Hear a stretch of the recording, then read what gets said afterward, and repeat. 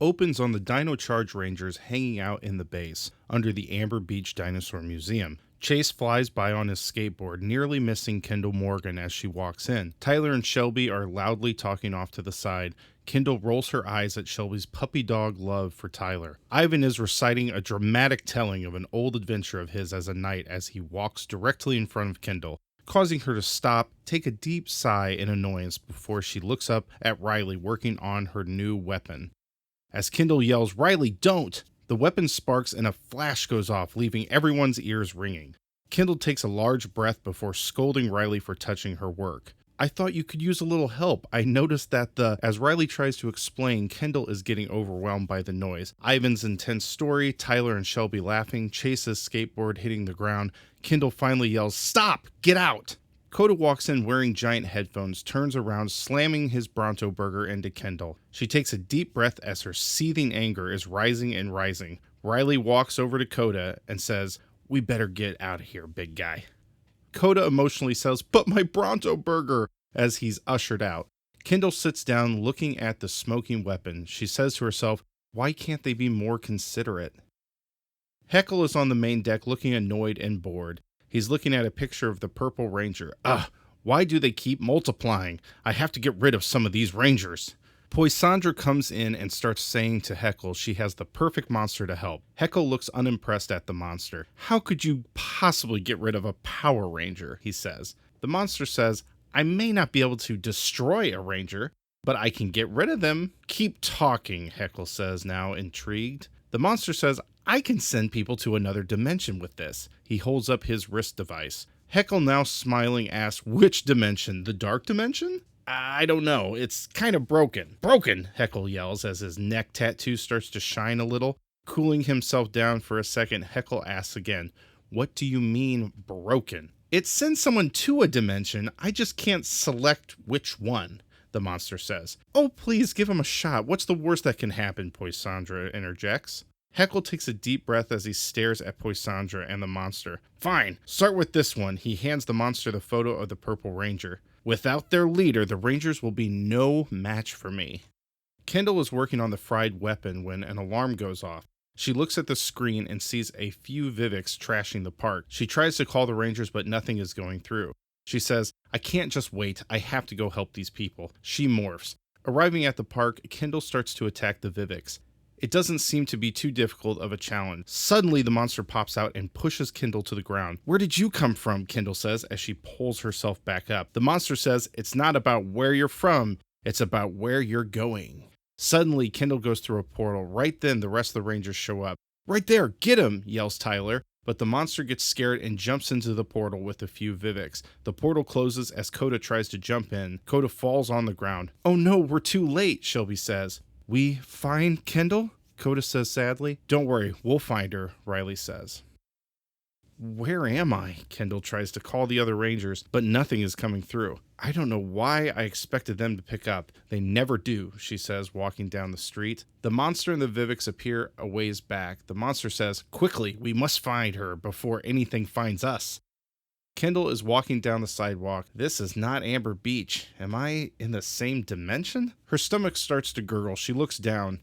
I guess it wouldn't hurt to eat. She looks up at the building next to her and says, "Good enough."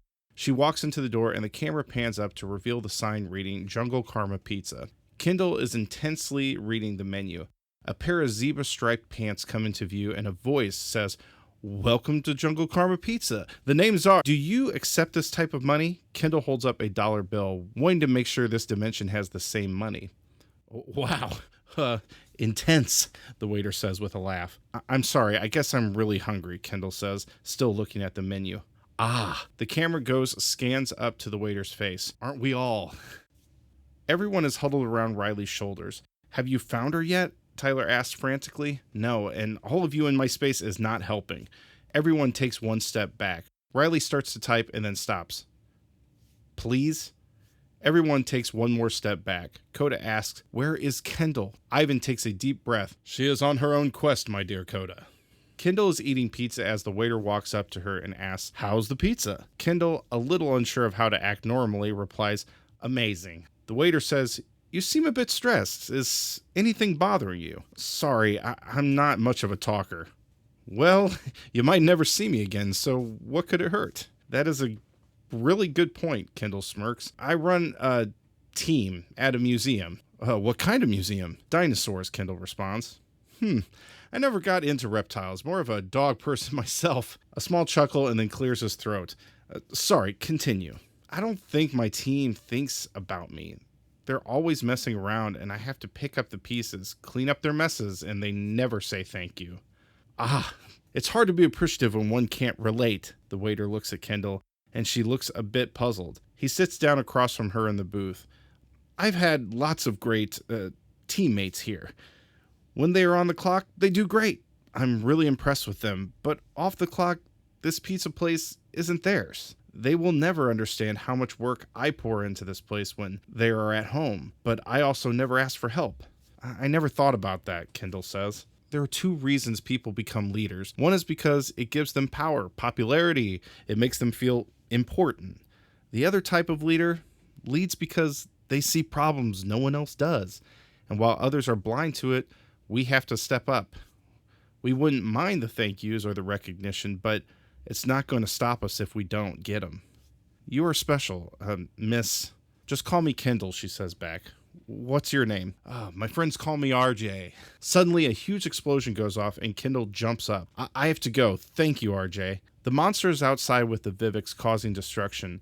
If we can't find her, we'll make her come out. Come on, Purple, where are you? He says as he sends another blast at a wall, causing debris to fly. Kendall runs up. Looking for me? There she is. Time to end you, Purple Ranger. I don't think so. It's morphin' time. Dino Charger, ready. Energize. Unleash the power. Kendall morphs into the Purple Ranger. She battles the Vivix and takes on the monster. As she gets in a few good blows, she finally gets knocked down. Looking up at the monsters, a zebra pant leg appears in front of her. Excuse me. I need you to stop disturbing my customer, RJ says. What? No, get out of the way, Kendall says, trying to pick herself back up. Oh, I insist. Jungle Beast, Spirit Unleashed, RJ says as he morphs into the Purple Wolf Ranger. RJ attacks the monster, fighting off the Vivix. The monster retreats. Kendall demorphs and looks over at RJ as he demorphs. RJ, you're a ranger? Kendall says in disbelief. Riley and Keeper are working hard on finding Kendall. Riley tells Tyler and Shelby to charge up the Dino Chargers. He tells Chase to help set up a device to track across dimensions. Coda walks in with a giant Bronto burger and Riley says, Coda, don't eat that in here. You're gonna make a mess. Chase drops the machine. Tyler and Shelby fry a Dino Charger and Coda slips on a tomato from the last Bronto burger. Riley jumps from the sparks, hitting a button that shuts down the computer. They all look at each other exhausted and tired.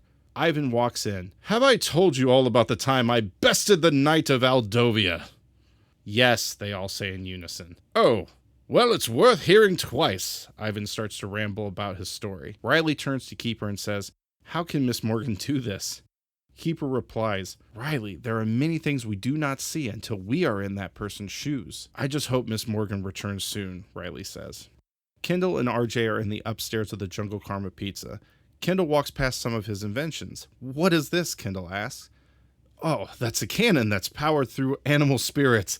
It's a little tricky to channel that power into a device, but it's possible. RJ, this is impressive stuff. I would never expect you were so savvy with tech, Kendall says, and then thinks to herself. I mean, not unexpected, I mean impressive. RJ smiles. Don't worry, Kendall. It takes a lot to upset me. I'm different. Unexpected is a good description. Never quite fit in. I've always been sort of a lone wolf. I understand how you feel. I was always different too. When kids were outside playing football, I was reading up on dinosaur DNA experimentation. Kendall says, I wish I knew more about fighting. You were incredible out there. Well, when your dad is a Paischwa master, you grow up throwing a few punches here and there. Would you like me to teach you? Kendall smiles. That would be incredible. We see a quick montage of Kendall training with RJ. After their training, they're in the booth eating pizza together. Thank you for teaching me, RJ. I am so used to being the one in charge that I don't get to be a student much anymore, Kendall says. I miss it sometimes. RJ smiles. It's lonely to be the one who people go to for help. They look at you and think, wow, she has it all figured out. But the truth is, we don't. We know a lot, but not everything. They forget that sometimes we need a shoulder to lean on too. Another explosion goes off. RJ and Kendall give each other a smile and jump up from the booth and out the door. The monster is attacking again, and this time he seems to be powered up. "Hey, this is the end of the line," Kendall yells. The monster turns around and sees Kendall and RJ standing next to each other. "It's time. I've got your back," RJ says to Kendall. Kendall yells, "Dino Charger ready. Energize. Unleash the power." RJ yells, "Jungle Beast, Spirit Unleashed." We see the morphing sequence of Kendall, then RJ's morphing sequence. A large explosion of purple dust goes off behind them. The monster calls more Vivix. RJ motions to Kendall. "Ladies first." Kendall says, "What a gentleman." Kendall and RJ tag team the Vivix. Each punch from Kendall is followed by a massive strike from RJ. The two grab each other's hands and whip each other back and forth, wiping out the Vivix. "Oh no, this isn't good," the monster says. He starts to try and open a portal, but Kendall strikes him with her blaster. RJ unleashes his wolf spirit to attack him. As the two take him down, the monster tries once again to create a portal, but Kendall notices the device on his arm. She rips it off of him as RJ goes into a flying kick. RJ does his wolf beam combined with Kendall's blaster and takes the monster down. In the loft, RJ and Kendall are working on the device together. RJ takes his goggles off and says, "That should do it." Kendall reluctantly smiles. "Thank you, RJ, for everything. You have no idea how nice it was to meet someone who understands." "No, Kendall, I do understand. Trust me. Let's make sure it works." RJ presses a button and it opens a portal. "Well, I guess this is goodbye. Goodbye, RJ." Kendall gives RJ a big hug and starts to head towards the portal. Wait, here." RJ pulls out a large pizza box. "I want you to have this. It's my Mount Kilimanjaro pizza. This was a difficult recipe to figure out, but I never gave up on it." They hug one more time as Kendall walks into the portal with the Jungle Karma pizza box.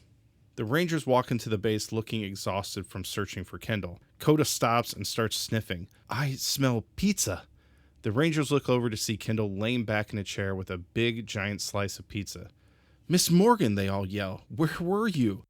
"Another dimension, but first try some of this pizza. It's literally out of this world." They all run over, fighting over pizza. Kendall looks at them and rolls her eyes and smiles. Thank you so much for watching. This is my first real attempt at doing anything that's really a fan fiction. I didn't know whether or not I should do it, so let me know if you liked it, if it's something you'd like to see more of. Just have had this story in my head a long time. Being that there's only 2 purple Power Rangers in history, besides Korag and Void Knight, but they're not really classified as Power Rangers. But they both have qualities that are really similar, like they both are really savvy with technology, they build weapons and different things for the Rangers, and they're both somewhat in a mentor role, besides the fact that Kendall kind of has Keeper around to be a mentor as well. And as where RJ is pretty self-explanatory as being a lone wolf, I think Kendall is also sort of a lone wolf in her own right. Her dinosaur is in the water where everybody else is on land, and she is just kind of separated from the rest of the group. So I thought it would be such a cool episode if they would have brought back David D. Latour and had him be a mentor to Kendall, helping her sort of navigate the world of being a leader and being someone who isn't always a part of the group but has to still put forth a lot of effort. I've been a leader in certain aspects of life, as in I run a band, and there's been times where I'm really good friends with everybody in the band, and it's really great, and there's other times where I'm kind of the outsider in a very weird way, even though you wouldn't think that, but it feels that way sometimes. I always thought this was such a cool story that could have happened. It wouldn't have cost that much to just bring one actor on and do it. So I thought I would try it out. Let me know what you think, guys, and I hope you have a great one. Bye.